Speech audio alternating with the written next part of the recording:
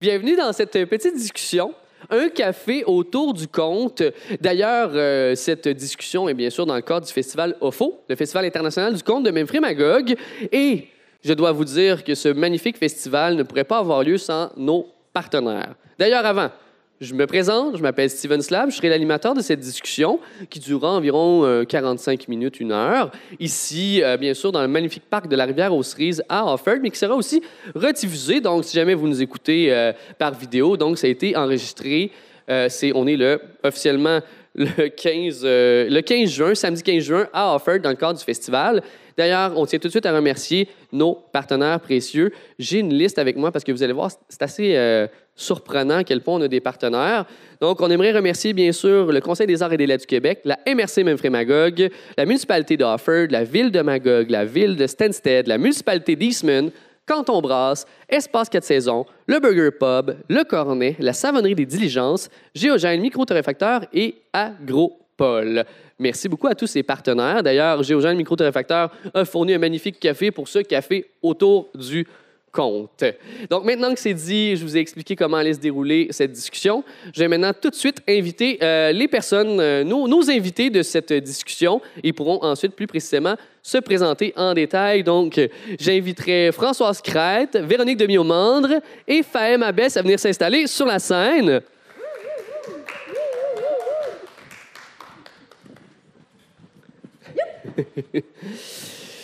Merci beaucoup d'être là. Et là, comme j'ai dit, je ferai peut-être un petit tour de micro donc pour les présentations. Moi, je vais commencer tout de suite. Peut-être que les gens ici vont connaître, mais je sais que certainement que ça se rendra un peu l'autre bord de l'océan, possiblement, cette vidéo de discussion. Donc, je m'appelle Steven Slab. Je suis le directeur artistique des productions Ça commence à quelle heure? Un organisme qui diffuse du conte, qui fait des événements et qui organise aussi l'événement dans lequel on se trouve en ce moment, c'est-à-dire OFO, le Festival international du conte de Memphremagog. On a aussi une soirée de conte mensuelle et différents événements un peu partout dans la région de l'Estrie surtout. Donc ça, c'est moi. Mais j'irai, à ma droite jusqu'au bout. Françoise. Oui, je suis Françoise Crête. Je suis conteuse et directrice du festival Flot de Parole. C'est un festival qui a lieu en fait, en Montérégie, mais plus vers Cher et les municipalités dans les alentours. C'est un festival qui a 5 ans. Et puis, c'est un festival, je dirais, qui attire beaucoup les gens de la région. Parce que les gens de Montréal, en fait, traverser un pont, c'est vraiment compliqué. Mais il y en a quand même qui viennent, des héros et héroïnes. Super. Merci, Françoise. Véronique? Oui, alors je m'appelle Véronique Demiaumandre, mais en fait, je ne suis pas toute seule. Avec moi, il y a Christian Pierron, il est juste invisible, donc c'est une propriété qu'il a parfois. Et donc, nous faisons à nous deux un festival qui s'appelle le festival Brin de Cosette, parce qu'on aime bien y causer. Et c'est un festival alors un peu spécial, il est itinérant.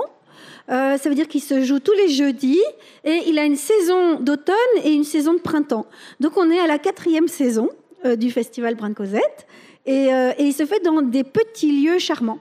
Donc, c'est pas vraiment chez l'habitant, c'est plutôt dans des salles, mais des salles, des granges, chez, par exemple, une ferme où on élève des brebis. Enfin, voilà, c'est des endroits un peu atypiques et chez des gens qui ont un grand cœur, voilà.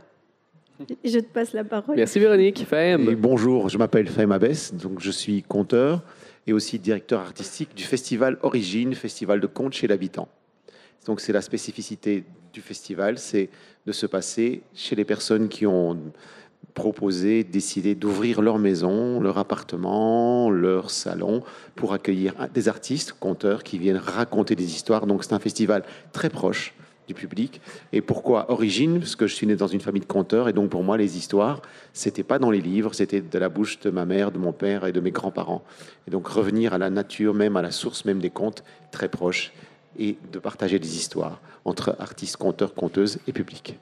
Merci beaucoup, Fahem. Donc, maintenant, vous connaissez un peu mieux les personnes sur la scène, mais je tenais quand même à expliquer pourquoi ces discussions-là ont lieu ici dans le cadre du festival. Donc, il y a environ de ça 1 an, pratiquement jour pour jour, je suis allé en Belgique pour rencontrer des acteurs et des actrices du milieu du conte là-bas, donc des programmateurs, mais aussi des artistes. Et j'ai rencontré Véronique et Fahem dans le cadre de ces rencontres-là. Et rapidement, on s'est rendu compte qu'il y avait une simplicité je dirais, de liens et même d'amitié spontanée qui se créait rapidement entre nous. Et surtout, eh bien, que c'était des gens qui programmaient ou qui organisaient des événements de conte qui ressemblaient beaucoup à ce que moi aussi, je faisais au Québec, mais aussi ce que Françoise, ultimement, aussi fait au Québec avec le festival.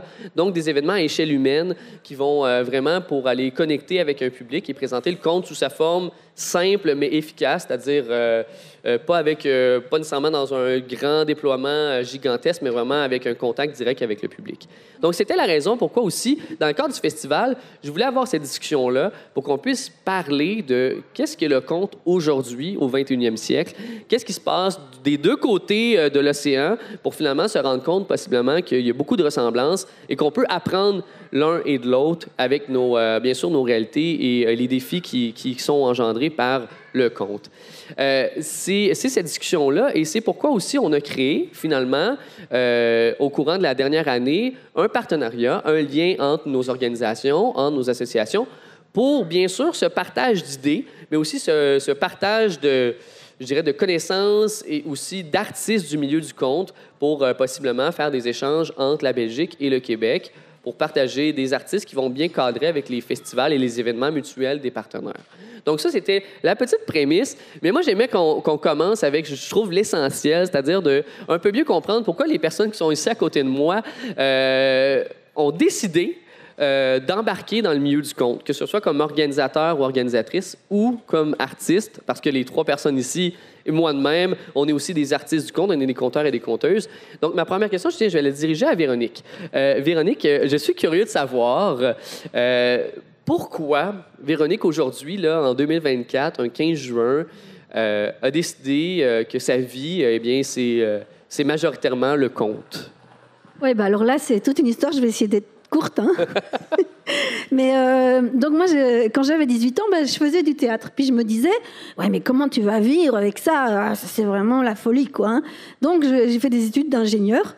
Puis après ça, je suis rentrée, tout ça. J'ai travaillé dans les assurances, j'ai voyagé et tout. Puis un beau jour, je me suis paralysée. Donc je savais plus bouger du tout. Et je me suis dit, oh, ça c'est un fameux signal, je ne suis pas du tout dans la bonne voie, puisque je ne sais plus marcher, ni devant, ni derrière, ni rien du tout. Et très rapidement, je me suis dit, si la vie est comme ça, si surprenante, et la vie et la mort peut-être si proches, alors à ce moment-là, il faut faire très très vite ce qu'on est venu faire ici. Qu'est-ce que tu es venu faire? Et moi, je savais lire à 5 ans. Les histoires, pour moi, c'était quelque chose de super important. Je me suis dit, t'es venu pour les histoires, alors maintenant, tu vas vers les histoires. Et voilà, et c'est comme ça que j'ai commencé le conte, en fait. Merci beaucoup, Véronique. C'est vraiment intéressant, mais c'est vrai. Puis souvent aussi, dans les artistes du conte que je rencontre, souvent, le parcours est vraiment unique à chaque fois. Et finalement, c'est pas quelque chose qu'on peut apprendre à l'école, nécessairement, l'art de conter. Donc, c'est intéressant de voir que le parcours est vraiment différent. Je vais être curieux d'entendre peut-être celui de Françoise. Pourquoi es-tu arrivée dans le milieu du conte et pourquoi Françoise fait de sa vie le travail de conter et d'organiser des événements de conte? Oui. Moi, j'ai été quand même dans le milieu de l'éducation, mais toujours à temps partiel parce que je faisais du théâtre aussi. Et puis, à un moment donné, je suis allée dans un festival de contes à Sumène, dans un petit village au-dessus de Montpellier. Et puis, on était là, on avait fait échange auto-maison et il y avait un 5 jours festival de contes. Et c'était un festival où il y avait de tout. Il y avait randonnée comptée, sieste comptée, apéro compté, nuit comptée. Je les ai toutes faites.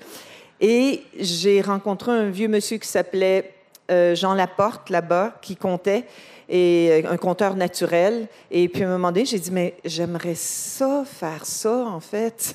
Bien, il m'a dit, compte, ma chère, compte. Ben oui, j'ai fait, oui, je peux compter, mais c'est quand même par où je commence.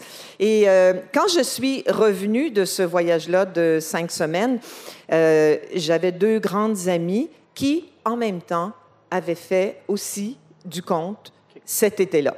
Fait que finalement, on s'est dit, ben oui, on va se partir un groupe, on va faire un spectacle. C'est devenu la Marie Conteuse. Et puis après ça, petit à petit, bon, on a compté. Puis moi, je travaillais toujours à temps partiel pour gagner ma croûte. J'avais des filles à faire vivre. Et puis finalement, c'est ça. Mais je suis vraiment tombée dans le conte et de façon surprenante. Moi, je me disais, mais il me semble que... Moi, j'ai commencé en créant mes contes. Puis je me disais, mais il me semble que je connais pas les contes traditionnels. Puis j'ai réalisé que quand j'étais petite, on avait une encyclopédie Groslier que toutes les familles du Québec avaient. Et quand il pleuvait, je lisais, en fait, des contes traditionnels, des contes merveilleux. Et puis, dans le fond, je disais, ben j'en ai une connaissance. Et comment je suis devenue directrice, peut-être, ou tu veux passer la parole à l'autre? Je peux dire ça rapidement? Ben oui, vas-y, OK. vas-y. Donc, j'ai fait deux tournées en France, et puis j'ai rencontré des conteurs qui étaient là en même temps, mais séparément. Ils m'ont dit, « Hey, Françoise, on sait que tu comptes, que tu donnes des spectacles de temps en temps vers Chartres, tu en organises. Ben on aimerait ça, faire ça. » Fait que j'ai fait, ben si vous êtes là en même temps, on va faire la première année du Festival de contes, Flot de parole. Et puis, je me suis mis les doigts dans le tordeur, puis le reste a passé. Et c'est comme ça que ça fait 5 ans que le festival existe. Merci, Françoise. Ça me fait penser, moi, de mon côté aussi, je viens du milieu de l'éducation. J'ai toujours aimé l'art de conter. Nous, ici au Québec, on a un conteur qui est très présent dans la zone médiatique, qui est Fred Pellerin, qui d'ailleurs va souvent tourner en Europe, qui est venu me surprendre quand j'étais plus jeune. Et finalement, c'est en arrivant à Sherbrooke avec la Maison des arts de la parole, qui est un autre organisme ici dans la région de l'Estrie, que j'ai découvert le conte sous toutes ses formes, avec des livres de contes aussi que je lisais auparavant. Donc moi aussi, c'est par le biais aussi du côté éducatif et la ville de Sherbrooke et les autres organisations de contes. Donc encore là, une autre raison de plus pour dire que les organisateurs, organisatrices, ben, ils peuvent faire que des gens, finalement, s'ils ne sont pas là, ben, c'est la roue qui tourne, donc la relève peut venir de ces organisations-là. Ça me fait penser à ça pour toi, Françoise. Mais je suis curieux d'entendre Fahem sur pourquoi Fahem est pratiquement est un conteur à temps plein, organisateur d'événements de contes. Alors, moi, c'est très simple. Je ne suis pas né dans le milieu du conte, donc pour moi, le milieu du conte, ça n'existait pas. Je suis né dans une famille où on racontait des histoires, on contait des histoires, donc on connaissait beaucoup d'histoires. Donc je suis d'origine algérienne, de Kabylie, et j'ai eu la chance que ma mère, quand elle a émigré en Belgique, elle a pratiqué ce qui se pratiquait là-bas, c'était de raconter des histoires à ses enfants. Et donc elle éteignait la télévision, et elle nous racontait des histoires. Donc déjà, avant de savoir lire et écrire, je connaissais des histoires, j'entendais des histoires, certainement à l'intérieur de son ventre. J'ai dû entendre les histoires qu'elle racontait à mes sœurs, qui étaient plus âgées que moi. Et puis après, certainement dans ses bras. Et donc, comme Obélix, je suis tombé dedans quand j'étais petit. Voilà. Dans la soupe des contes. Et puis, moi, je ne savais pas d'ailleurs que les contes étaient dans les livres, qu'on racontait comment que ça s'écrivait. Donc, pour moi, c'était une découverte, hein, même qu'on pouvait en faire un métier, qu'il y avait des gens qui racontaient des histoires et qui étaient payés pour ça. Ce n'est pas du tout ce que je pouvais imaginer enfant. Et donc, c'était quelque chose de tout à fait naturel et vrai. Donc la particularité de mes histoires ou de ce que j'ai vécu moi enfant, c'est quand je raconte des contes qu'on dit traditionnels, mais en fait pour moi c'est du présent, c'est pas du passé, et donc c'est vrai, c'est pas faux. Donc très longtemps, pour moi un ogre existe vraiment, une ogresse, une sorcière, donc les personnages de ces histoires sont présents, et donc j'ai la chance de pouvoir vivre ce qu'on appelle la pensée magique. Ça veut dire l'esprit, le monde, qu'on dit imaginaire, mais en fait, il est présent. C'est un monde réel, vraiment. Et donc, c'est ce que je partage aujourd'hui dans mes histoires. Ceux qui m'ont entendu, ben voilà, la particularité de ce que je fais, c'est que c'est vraiment présent et j'essaie de faire apparaître les histoires et d'embarquer directement. Ça, c'est un peu mon parcours. Après, de mes frères et sœurs, je suis le seul à en avoir fait un métier, hein, parce qu'on peut connaître des contes, mais les raconter, en faire un métier, c'est encore autre chose. Et donc, j'ai fait ça. Et puis, j'ai eu la chance de faire une école de théâtre qui s'appelle l'école Lassade. Et dans l'école Lassade, c'est un peu la formation Jacques Lecoq. Hein. C'est connu dans le monde du théâtre. Et donc Lassade était un des premiers élèves de Jacques Lecoq et était son bras droit pendant 10 ans. Lassade est d'origine tunisienne, donc il avait créé un module de formation qui s'appelait les conteurs mimeurs. Ça veut dire on compte et alors on imagine les histoires. Donc ceux qui m'ont vu hier raconter, ça peut être on fait apparaître un oiseau et puis on devient l'oiseau, on ouvre des portes, on fait tout ça. Et donc j'aime beaucoup faire créer dans mes histoires cet univers-là, mais en même temps je peux très bien m'asseoir et raconter tout simplement une histoire à 1, 2, 3, 4, 5 personnes. Ça, c'est pour ce qui est de la partie artistique. Oui, exact. Parce que je suis curieux de le programmateur. Alors, j'ai créé beaucoup. Je me rappelle la première fois que j'ai créé une soirée, c'était au Full Moon Théâtre en 1992. Donc en 1992, donc c'était un petit cabaret qui se trouvait à Bruxelles, près des quais de Marimont, près du canal. Et là, j'ai eu la possibilité de créer une soirée dans laquelle j'avais programmé Alberto, pour ceux qui connaissent Alberto, qui avait fait une pantomime ce jour-là. Il y avait eu des acrobates, des duos comiques. Donc j'avais déjà créé cette toute première fois, j'étais un jeune homme de 20 ans. Et puis après ça, j'ai créé un festival des arts de la rue. Puis après, j'ai créé aussi un autre festival de contes, toujours en partenariat. Et puis en 2021, je suis allé chez Valère. Pour ceux qui connaissent Valère, qui est un conteur martiniquais, Valère m'a invité dans son festival. Je l'avais rencontré quand il était venu en Europe. Et puis quand j'étais là, j'avais déjà cette envie de créer ce festival. Et en discutant avec Valère, ça m'a donné l'envie de concrétiser ça. Donc je te remercie Valère d'avoir permis la création de ce festival Origine, festival de contes chez l'habitant. Voilà. Ben merci beaucoup Fem. Il y a 2 choses dans ce que tu as dit qui m'a fait sortir des idées de ma tête, c'est-à-dire vraiment j'ai aimé l'aspect que tu apportes, que pour toi c'était tout naturel de conter des histoires dans ta famille. Puis ça me fait penser que en tout cas, au Québec, je pense dans une certaine culture, c'est pas nécessairement le conte comme le conte merveilleux à la tradition orale, mais surtout le raconteur, celui qui... puis je pense que c'est pour ça aussi que la menterie est très populaire au Québec. Moi, dans ma famille, ça me fait penser, quand tu parlais de ça, je revoyais mes oncles qui racontaient des histoires pas possibles de pêche, des affaires qui se peuvent pas, qui grossissaient, qui devenaient pratiquement un conte merveilleux, mais ça partait d'une sortie au lac à aller à la pêche. Donc, il y a quelque chose, je trouve, de très intéressant qui, je pense, qui peut partir des racines. Puis je pense que c'est un peu, même moi, pour cette raison-là, à entendre mes oncles et mes tantes raconter des histoires, puis je voyais ça dans ma tête, puis je me disais, mais ça se peut pas, c'est pas vrai. Mais le cœur d'enfant se l'imagine et on le voit grandir devant nous. Et ça me fait aussi penser que je ne l'ai pas nommé, mais pour moi, la programmation d'événements, c'est parti finalement de mon désir de compter. Compter, comme tu disais, la personne que tu avais dit. Compte. Donc, c'était vraiment l'idée de raconter le plus possible. Et finalement, je me rendais compte que la meilleure façon de faire, c'est de s'autoproduire. Quand il n'y a pas beaucoup d'opportunités, donc c'est de le faire. Puis pour moi, ça a été comme ça. Avec les productions, ça commence à quelle heure? C'est né d'un désir de moi de m'autoproduire et finalement de me dire, il y a d'autres conteurs et conteuses de ma région qui n'ont peut-être pas l'intérêt ou peut-être les tripes nécessaires pour se dire je vais m'autoproduire sur une scène. Et finalement, moi, j'avais comme ce désir-là de le faire, donc d'accompagner ces artistes-là et finalement de m'entourer de magnifiques personnes qui m'aident à organiser ces soirées-là et finalement faire rayonner le conte. Parce que aussi, je pense que la meilleure façon d'apprendre à raconter, j'imagine qu'on va être tous d'accord, c'est d'écouter aussi du conte. Il y a des conteurs et des conteuses, pas seulement de nous compter, mais aussi d'en entendre. Et s'il n'y a pas de soirée d'organiser nécessairement dans notre coin, dans notre région, je pense que c'est plus difficile. Ce qui m'amène à la première grande question de cette discussion. Moi, je serais vraiment, sincèrement curieux parce qu'on est plutôt dans la portion programmation. Donc, on organise des événements de conte, des festivals, chacun de notre côté, mais même d'autres événements aussi.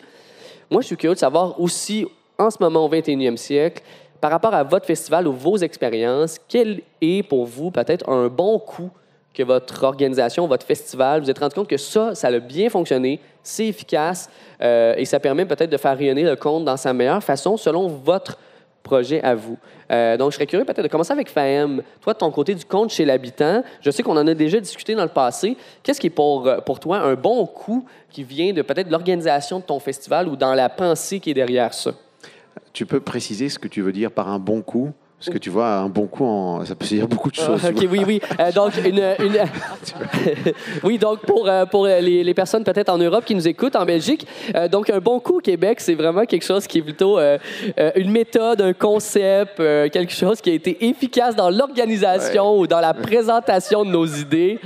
J'aime ça, mais c'est là qu'ils vont voir la couleur du Québec. C'est exactement. C'est ça, donc, les bons coups au niveau du compte, on va spécifier, recentrer. Oui, Ben. Tu t'enfonces. J'imagine que vous comprenez par le contexte. Donc, Fahem, quelles sont les bonnes méthodes? On va revenir à la bonne méthode que tu as utilisée.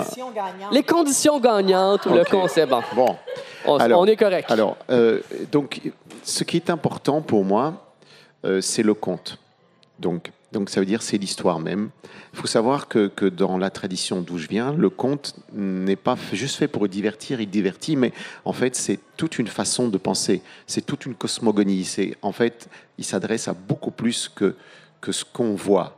Donc, c'est vraiment des histoires qui portent les hommes, portent les femmes et portent les enfants qui les écoutent. Donc, c'est dans une structure complète. Pas en surface, mais en profondeur. Et évidemment, il y a des contes facétieux, des contes drôles, il y a des fables, il y a des morales, mais le conte, il est vécu, comme je le dis, comme au présent. Et donc, dans ce que je propose comme action par rapport à cela, c'est d'aller au plus proche du public, d'aller chez les gens, d'aller dans la maison, trouver des personnes qui sont prêtes à ouvrir leur vie privée, leur appartement, leur salon, pour inviter un artiste qu'ils ne connaissent pas et de faire partager ces contes-là avec leur famille, leurs amis et des inconnus qui viennent à la maison. Donc, on est dans une jauge qui peut aller de 20 à 45 personnes. Donc, on est vraiment dans l'intimité et on est très, très, très proche. Donc, c'est un lien social, un échange et bien sûr, pour beaucoup de gens, la découverte des histoires. Parce que pour beaucoup de personnes, les contes, même les enfants, je leur dis tout de suite, je suis conteur, mais je ne suis pas un conteur à gaz ni électricité, un conteur d'histoire. Donc les gens ne savent pas que les contes existent et c'est présent, qu'il y a des personnes qui font ça. Et donc c'est vraiment ce travail-là d'aller au plus proche, de lancer la contamination positive, que les gens attrapent cette maladie. J'aime les histoires, je veux en entendre.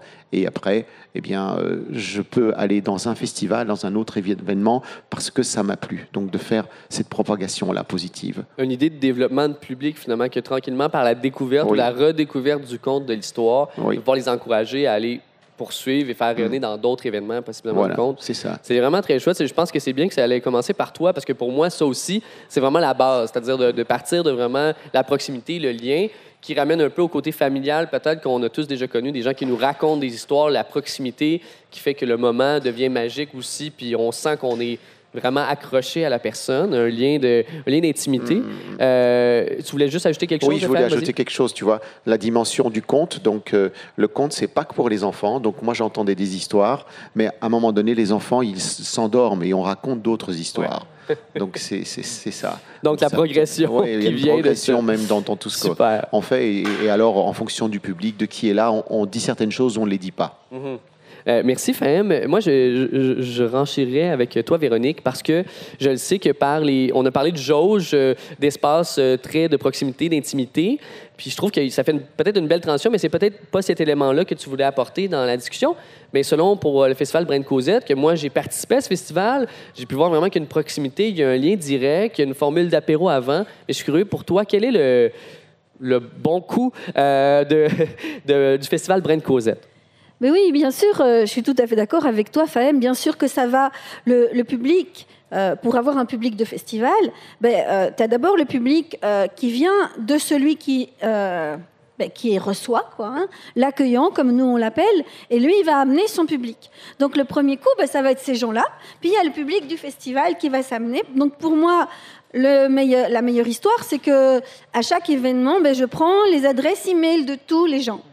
Et puis, mon fichier s'agrandit et quand je le refais dans la région chez eux ou chez quelqu'un d'autre qui n'est pas trop loin. Alors nous, on s'est rendu compte qu'à peu près, c'était 35 minutes de voiture en Belgique qu'on fait sans se poser de questions. 45 minutes, ça devient un peu plus compliqué. Ça ressemble vraiment à ce qu'on pourrait dire au Québec. Là. Ouais. Donc voilà, donc on a ce phénomène d'accroître sa base de public et fidéliser et faire en sorte que le public qui connaît Madame Machin et qui a trouvé ça super, il a envie d'aller chez Madame Truc, qui est pas trop loin et qui va proposer un autre conteur, et que progressivement, puisque le conte n'est pas très connu non plus en Belgique, on est quand même toujours considéré comme un art mineur, ce qui est vraiment très triste et très dommage, et qu'on va changer. C'est la même chose aussi au Québec ici. C'est de dire, voilà, par contagion, par contamination, comme tu disais très joliment, on va arriver à gagner plus de public et à faire que ce soit plus connu. Moi, je trouve qu'il y a un autre truc, parce que c'est pas ce premier truc-là. Je trouve que c'est très, très difficile d'expliquer ce que c'est le conte sur les réseaux sociaux, parce que pour moi, les réseaux sociaux, c'est clé. Et pour accroître la renommée d'un festival et tout, c'est super important. Et donc, pour moi, le photographe, comme c'est difficile, quand vous photographiez du théâtre, il y a le décor, le costume, machin. Le conteur, pas, il est toujours tout nu. Donc il faut, tout nu, tout nu, quoi. Ils sont pas tous naturistes. Non, voilà. Mais en tout cas, donc le photographe est super important. Léo, c'est vraiment super important. Eh oui. Mais non, parce que Léo est venu, il a fait des très très belles photos de notre festival. Il a photographié Steven et tout, c'était magnifique. Voilà, des très très belles photos. Et on a aussi un photographe sur le festival qui s'appelle Yves Persons et qui vient et qui fait des photos des conteurs. Et donc après ça, on les publie. Et c'est aussi chouette pour le conteur de repartir avec des belles photos de lui. C'est super important d'avoir cette opportunité, ce cadeau qu'il reçoit. Et cette publicité aussi sur les réseaux sociaux. Donc moi, je trouve que le photographe, pour moi, c'est une des clés. Pas des coups, mais...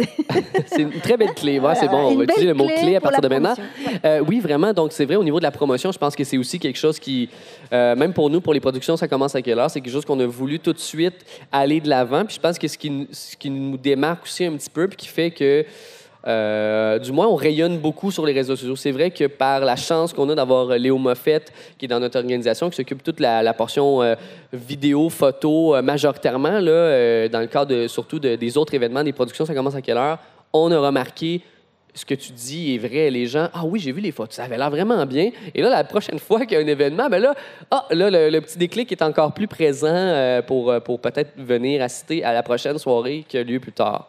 C'est un très bon point. Tu voulais ajouter quelque chose? Oui, je voulais ajouter que, par exemple, Jean est venu faire des photos aussi. Oui, Jean Menguy, oui, si. Et il a fait des super photos. Exact. Je le remercie, j'en profite. Oui, exactement. Exactement. Il y a aussi Sarah, qui est juste là près de nous, qui s'occupe plutôt de la vidéo aussi du festival, parce que Léo n'a pas plusieurs... Il y a 2 bras, mais il n'y a pas 8 tentacules pour se rendre à faire toutes ces choses-là en même temps.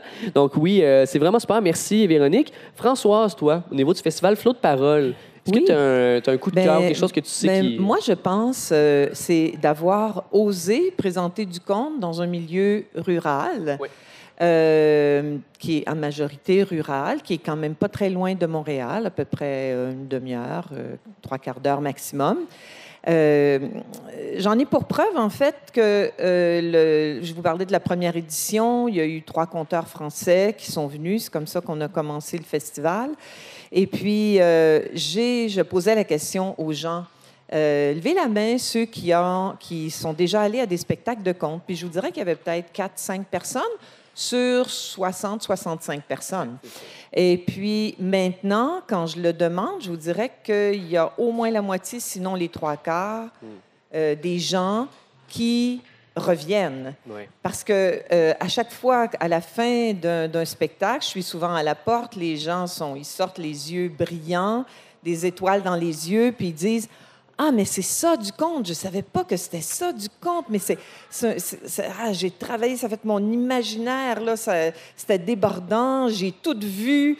Et puis, et ça, pour moi, c'est ma grande joie. Un autre bon coup qu'on a fait quand même pendant 4 ans, on ne l'a pas fait cette année. Il y a plusieurs conteurs qui avaient moins moins de moyens. Habituellement, on dit qu'il y a eu un gros bruit dans un conte. Fait que c'est ça, il y avait moins de moyens, mais là, il y en avait beaucoup. Mais en fait, donc, il y avait moins de moyens pour se payer une vidéo professionnelle. Fait que nous, pendant 4 ans, il y avait un vidéaste avec ses 2 caméras et le festival offrait ça aux conteurs et aux conteuses. Donc, cette vidéo, puis il y en a plusieurs qui nous ont dit, mais c'est extraordinaire, je n'avais pas ce matériel promotionnel de qualité. Moi, c'était aussi pour aider les conteurs et les conteuses à faire leur promotion. Je vois, il y en a qui disent oui, oui, parce qu'ils en ont profité. Et puis, mais cette année, malheureusement, à cause du budget, ça n'a pas été possible, mais on offrait quand même aux compteurs et compteuses de contacter directement là, le vidéaste, et c'est arrivé cette année. Fait que, moi, je dirais que d'avoir, de faire connaître le conte, de ce que c'est le conte, de ce que ça apporte, qui peut nous faire rire, qui nous touche, on reste avec des images puis des impressions longtemps après. Je pense que là, les gens sont maintenant vraiment accrochés dans la région. Et ça, je pense que ça, c'est un bon coup. Parce que c'était pas évident, tu sais, la première fois. Mais à ma grande surprise, il faut dire aussi qu'à l'époque, il n'y avait rien au niveau culturel chez nous, ou à peu près. Alors, ça a fait l'unanimité. Fait que ça, tu sais, je me dis... Pour moi, là, la mission du festival, c'est de faire connaître le conte et de donner aussi une autre opportunité aux conteurs et aux conteuses de faire valoir ce qu'ils sont. Parfait. Ouais. Ben, c'est très chouette, puis ça me fait penser que justement, tu as parlé un peu de taux de rétention, c'est-à-dire à quel point que les gens qui vont venir à nos événements de conte vont avoir le goût de revenir par la suite. Puis je pense qu'on est tous d'accord ici que finalement, c'est peut-être plus de... Je pense que un des bons défis qu'on a au 21e siècle avec le conte en 2024, c'est finalement d'attirer les gens à venir assister à un. Parce que souvent, puis même par expérience, puis on en a déjà parlé aussi, l'expérience est favorable, très, très favorable souvent pour les gens. Ils ont le goût de revenir. Donc, moi, je suis dans la dernière portion peut-être de cette discussion, je suis curieux de nous entendre autour, peut-être de même y réfléchir ensemble sur... Finalement, avec les défis qu'on connaît, on a parlé même des réseaux sociaux, on a parlé du lien justement avec les vidéos promotionnelles pour attirer les gens. On sait que le conte, malgré le fait qu'on a des belles photos, qu'on a des belles captations vidéo, il y a quelque chose qui se passe réellement là avec le public qui ne peut pas se reproduire. On l'a vu avec la pandémie, quand on a été obligé de se réinventer en continuant de compter avec des vidéos à la maison. Bien, c'était pas facile. Puis clairement, il manquait un élément qui est important, c'est la connexion avec le public. Donc, je suis curieux qu'avec ces défis-là du 21e siècle, le fait d'attirer aussi un nouveau public, un jeune public, je dirais que moi, c'est surtout dans ces axes-là que je trouve que c'est les défis qu'on a en ce moment. Attirer un jeune public pour avoir une relève du milieu du conte qui est peu présente sur les scènes et qui est peu présente aussi souvent dans les salles. Je pense que nous, aux productions, ça commence à quelle heure? On essaie vraiment d'attirer un plus jeune public pour justement créer cette relève-là de public aussi et d'artistes qui montent sur scène. Donc, plus au niveau d'attirer le public en général et aussi, finalement, de pouvoir trouver les bonnes façons de faire la promotion de cette forme d'art. Donc, Fahim, je pense que tu sembles prêt à répondre à ça. Oui, je vais répondre. Est-ce que tu as des pistes de solutions, finalement? Je ne sais pas si j'ai des pistes de solutions, mais en tout cas, j'ai une réflexion à partager sur le conte. Alors, pour moi, le conte, il n'a jamais disparu. Tu vois, il est toujours présent et en fait, il s'est multiplié dans les différentes formes d'art. Il est aussi bien présent dans le cinéma, dans la littérature, dans le copywriting. Il y a tout ça. Donc, les structures même d'écriture du conte sont présentes là-dedans. Et tu as des cinéastes qui se disent « Moi, je suis un conteur d'histoire ». Des écrivains aussi. Donc, en fait, le fond même, il est présent. La différence, c'est la forme. Donc, la forme que nous proposons, c'est ce qui fait la différence. Donc, je pense que peut-être ce public est allé chercher chez les gens qui apprécient cela sans savoir. Tu vois, les personnes qui adorent, par exemple, le film Dune, tu vois. Ouais. Je discutais, on était ensemble sur un festival, et alors on avait aussi une rencontre, et il y avait une personne qui était là, qui était une jeune, et qui disait « Moi, j'adore Dune, et je me rends compte, en écoutant vos histoires, qu'en fait, c'est très proche de ce qui se raconte là. Simplement, je ne le sais pas. » Mais donc, ça veut dire c'est le public est présent, il est là, et comment il peut venir. Alors, moi, je crois beaucoup au hasard. Donc, je ne sais pas si vous savez, mais le hasard, on dit que c'est le nom que porte Dieu quand il voyage incognito. Donc, ou l'esprit, ou la nature. Donc, en fait, ce qui arrive doit arriver. Donc, je fais une proposition, et puis, ben voilà, si elle te correspond, tu seras présent. Donc, ça questionne aussi pour moi tout l'aspect marketing. Est-ce que c'est vraiment nécessaire de pousser les choses ou bien simplement de les infuser et de laisser les choses naître, tu vois? Donc, moi, je suis en réflexion là-dessus. Donc, je n'ai pas une proposition. Il faut faire ça, il faut faire ça, il faut faire ça, il faut faire ça, pour que ça soit efficace. Mais en tout cas, l'action est importante. Donc, raconter des histoires, créer des festivals, faire des propositions et réfléchir sur ce qu'on a fait, ce qui fonctionne moins bien, et comment on peut ajuster la diffusion. J'aime vraiment ce que tu dis, parce que l'idée de trouver un moment que les gens vont le découvrir par chance, par hasard. Nous, avec le festival ici, puis je pense que c'est quelque chose que j'ai aussi indirectement, une espèce de... Justement, ça a été inspiré aussi un peu avec Véronique, une option que tu as dans ton festival Brent Cosette, et d'autres, d'ailleurs, aussi plein d'autres festivals. C'est l'idée des apéros comptés. Donc, d'aller aussi... Bien, nous, c'est comme ça qu'on le nomme ici, mais c'est pas tant le nom et le terme l'apéro, mais surtout d'aller dans des endroits qui sont pas habitués de recevoir du compte et à entrée libre, laisser les gens venir découvrir, vraiment dans le mode découverte, avoir des petits morceaux de contes par des artistes qui, après, pour nous, dans le festival, reviennent plus tard. Donc, les gens qui ont aimé peuvent décider de revenir pour un autre événement qui est plus tard dans la semaine. Mais cette idée-là d'aller directement où les gens sont pour faire découvrir la forme d'art, ça amène son lot de défis, là, ça c'est certain, parce que c'est pourrait qu'il y ait des gens qui n'ont pas nécessairement un intérêt ou n'ont pas le goût d'écouter, là, ça amène autre chose, mais de le planifier comme ça, puis d'accueillir les gens comme il faut pour faire découvrir dans des lieux qui sont déjà achalandés par les gens, je pense que ça peut, sans forcer le hasard, mais du moins permettre ce lien-là possible. Ça me fait penser à ça. Pourquoi j'ai dit, Véronique, c'était inspiré de toi, je vais te laisser juste après, Fahem, c'est que le Brent Cosette avec l'apéro, et je l'ai vu justement avant, ça m'a réconforté de savoir que dans notre festival, on organisait des apéros comptés pour la première fois. Et dans le festival Brent Cosette, ça commence par un apéro.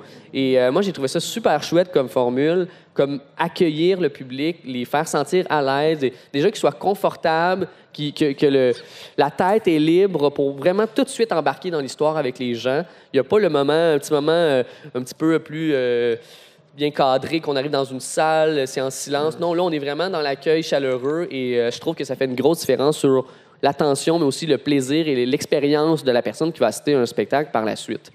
Donc, Fahem, je pense que est-ce que tu voulais ajouter quelque chose par rapport à ça? Oui, je voulais ajouter quelque chose, tu vois, et c'est là que tu as oublié ce que tu voulais dire. Je vais passer avec Véronique, on reviendra. Véronique, toi, oui, écoute, ce que tu dis, vraiment, ça fait écho. Je pense qu'on a voulu ça vraiment parce que ça casse la glace de boire un verre ensemble et tout. Et aussi, c'était une idée d'offrir quelque chose, puisque nous, on fait payer 10 € la place du festival, mais on dit que l'apéro est offert.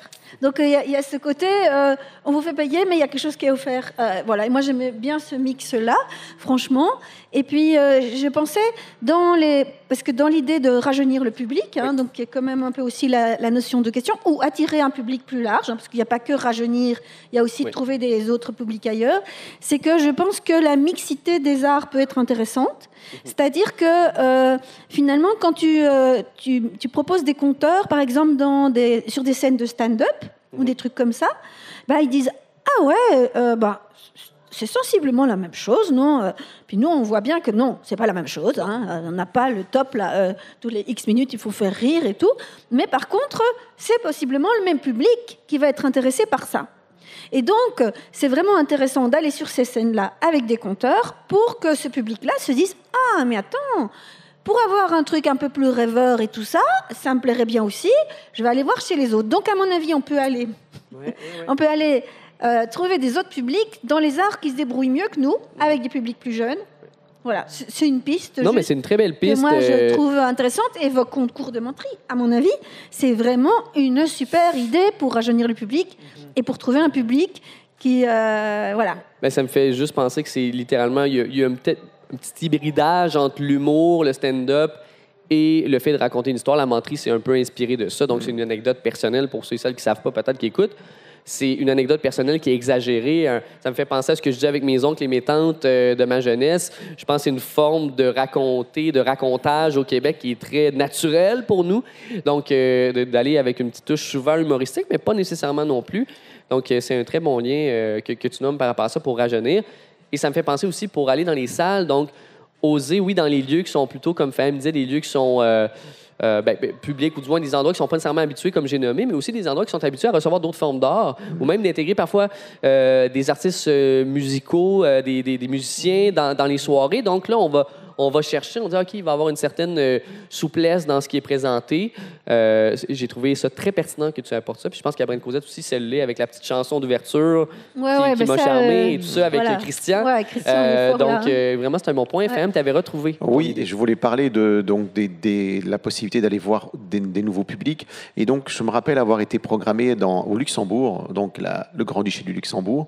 Et là, un dimanche matin, dans un bar, il y avait l'habitude de faire des matinées de jazz.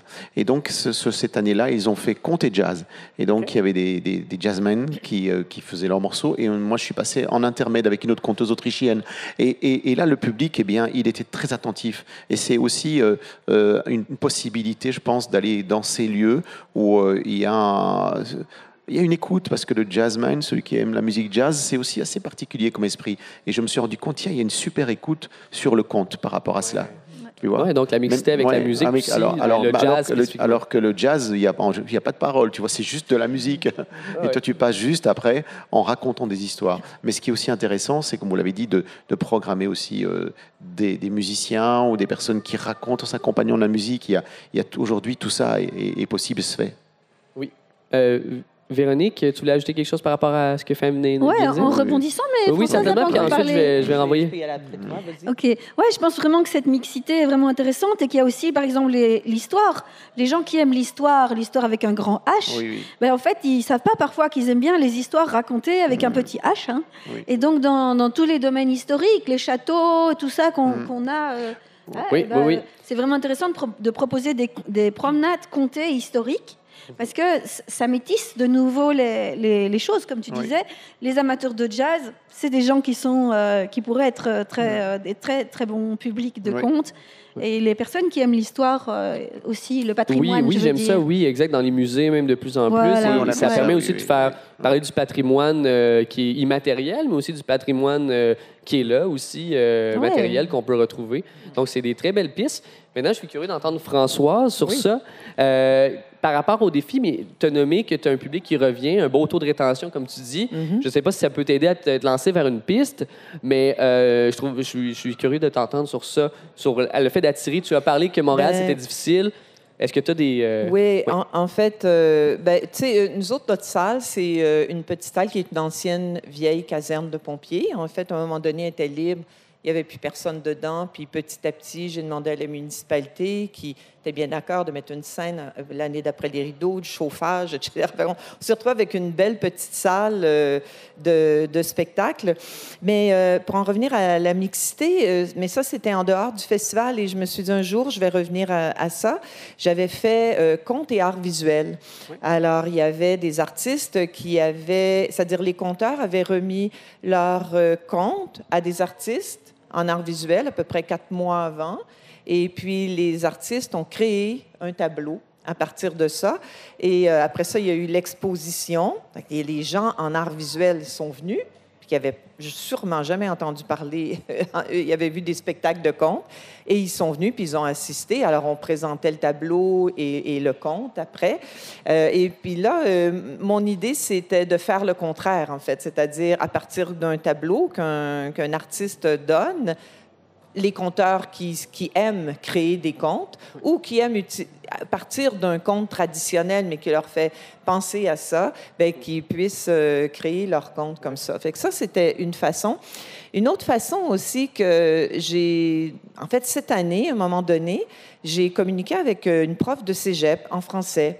Et puis, je lui ai dit, est-ce qu'on pourrait aller vous présenter à vos étudiants qui étaient théâtre, littérature. Elle a regroupé des étudiants avec quelques profs. Cégep, c'est de 17 à 20 ans, peut-être juste pour... juste avant l'université, disons, là. Et alors, on était deux conteuses, Sclairène Huré, qui était une conteuse bretonne qui faisait partie du festival, et moi. On a présenté 2 contes, puis on leur a présenté après ce qu'était le conte et un peu comment on voyait ça.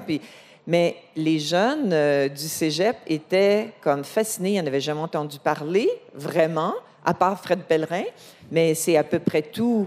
Et ils ont posé plein de questions. Sclairène Huré, elle a fait un improvis-conte. Ça, ils ont été assez fascinés aussi par ça. Et là, évidemment, quand on est allé présenter, ils étaient dans la période d'examen, fait qu'on pensait bien qu'on n'aurait pas vraiment beaucoup de jeunes là, qui viendraient au spectacle, mais c'est une ouverture. Et puis la prof nous a dit « Ah, bien, c'est drôle, hein? J'ai jamais parlé du conte dans mes cours en littérature. » Fait que là, elle a fait « Oh, bien là, l'année prochaine, je vous réinvite et puis on va en parler. » Fait que ça, je trouvais ça intéressant. Dernière petite chose aussi, nous autres, au niveau du festival, on fait toujours une journée d'initiation au conte. Oui. Et puis, il y a eu en fait, je me rappelle de 2 personnes. Bon, il pouvait y avoir des grands-mères qui sont venues parce qu'ils voulaient bien raconter, mais il y avait des personnes, 40aine, 50aine, qui ont suivi l'atelier. Et puis, je me rappelle d'une, après un atelier, elle m'a dit « Hey, mais c'était animé par Diane-Marie Rasco. Elle me dit « Ah, mais je savais pas que le conte, c'était... » En fait, elle m'a pas dit sérieux, mais c'était...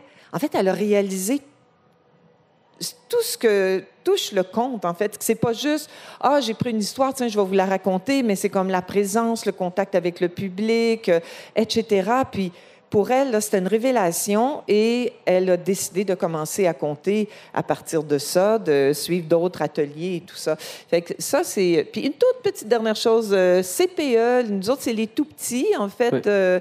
À partir de... Oui, les garderies, avant l'entrée en scolaire.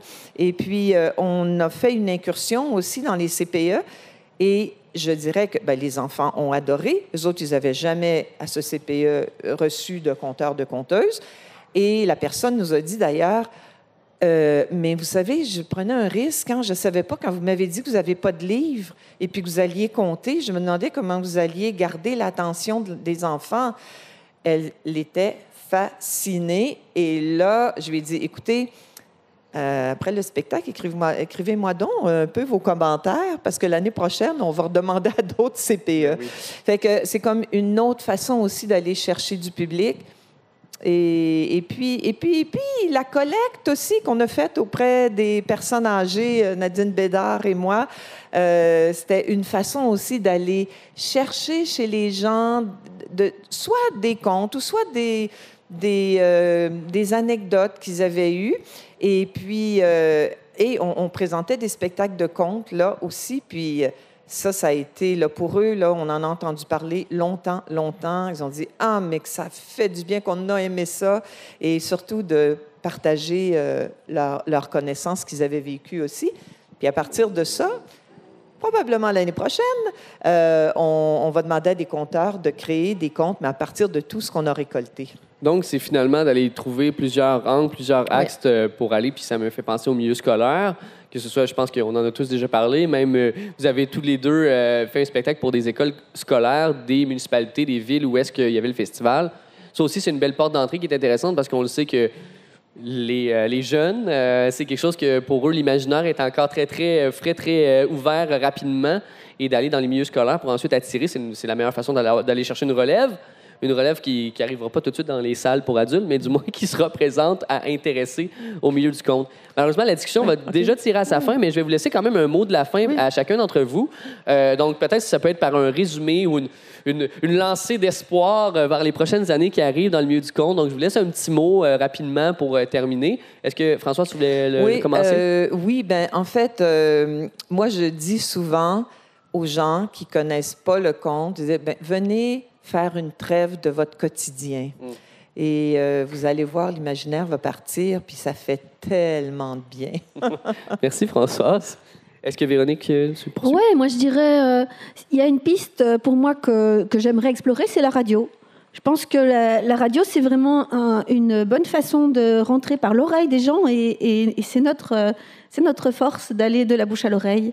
Donc voilà, pour moi, le conte pourrait aller par la radio et ce serait vraiment bien d'avoir des journalistes radio dans les festivals. C'est très chouette, puis j'aime vraiment ce que tu dis. Je lance la piste parce qu'on a une amie qui est Paul Bradley, que vous avez suivi une formation sur la menterie avec lui, qui fait partie d'un regroupement qui est la Quadrature. Et eux se spécialisent en partie beaucoup dans l'audio. Donc, c'est par les balados, les podcasts sur les plateformes qu'on connaît, les plateformes en ligne.